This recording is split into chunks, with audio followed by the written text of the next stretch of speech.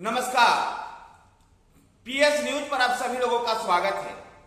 PS news के इस show में आज चर्चा करते हैं बिहार की राजनीतिक गतिविधियों की, जहां बिहार में एनडीए ने सीट समझौता कर लिया है। इस सीट समझौते के माध्यम से भारतीय जनता पार्टी अब राज्य में बड़े भाई की भूमिका निभाएगी। जहां अब तक के पिछला 2019 के चुनाव में भी लोकसभा के सीटों में दोनों ही पार्टियां जेडीयू और भारतीय जनता पार्टी 17 सीटों पर चुनाव लड़ी थी, लेकिन अब 2024 में भारतीय जनता पार्टी 17 सीटों पर चुनाव लड़ेगी, जबकि 16 सीटों पर जेडीयू नीतीश कुमार की पार्टी और 5 सीट पर चिराग पासवान की पार्टी लोक जनशक्ति पार्टी रामविलास, 1 सीट हिंदुस्तान आवाम मोर्चा के जीताराम मांझी के लिए और 1 सीट उपेंद्र कुशवाहा की राष्ट्रीय लोक मोर्चा के लिए। चिराग पासवान के चाचा और रामविलास पासवान के भाई पशुपति कुमार पारस को कोई सीट नहीं दी गई। जहां एनडीए ने बिहार में केवल ये सीट समझौता ही नहीं किया है, सीटों का बंटवारा ही नहीं किया है, बल्कि मसलन कई सीटों पर सीटों का अदला बदली भी किया है।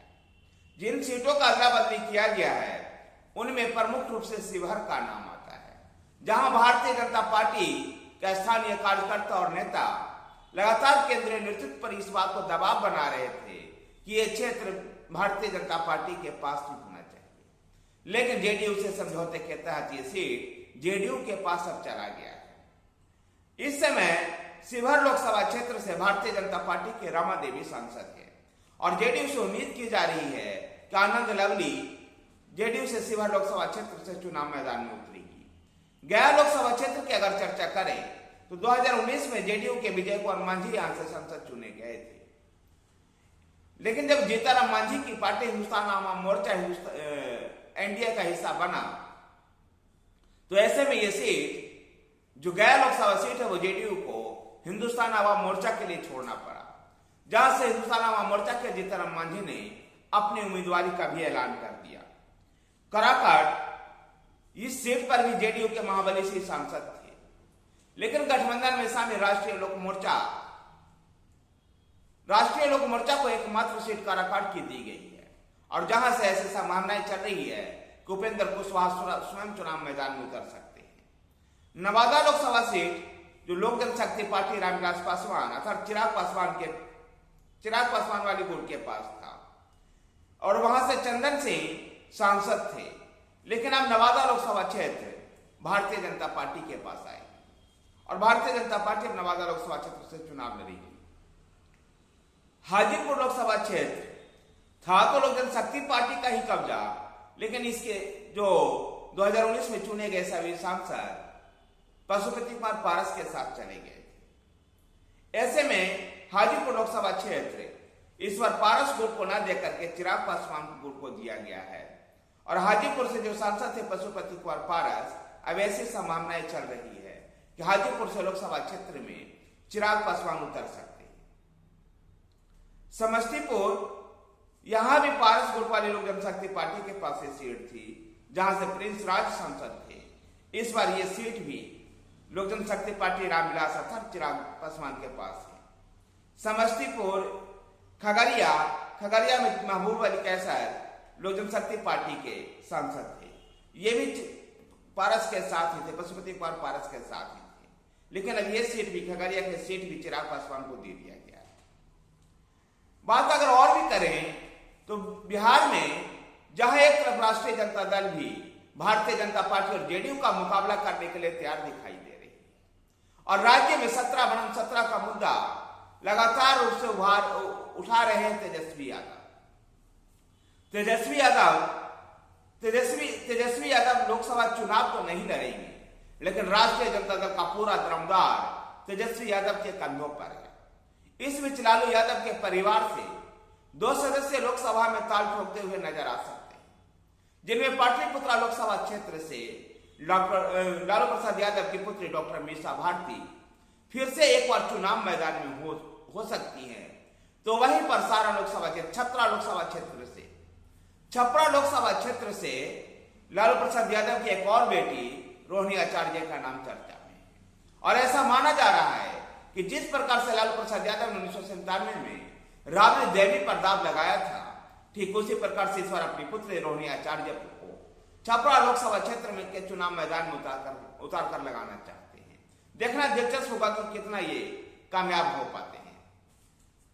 जहां तक और दलों की बात करें तो अभी INDA गठबंधन में सीटों का समझौता नहीं हुआ है। इस बीच कुछ ऐसे योद्धा रह गए हैं जिनको न तो महागठबंधन लेना चाह रहा है न NDA। ऐसे ही एक नाम है पशुपति कुमार पारस की।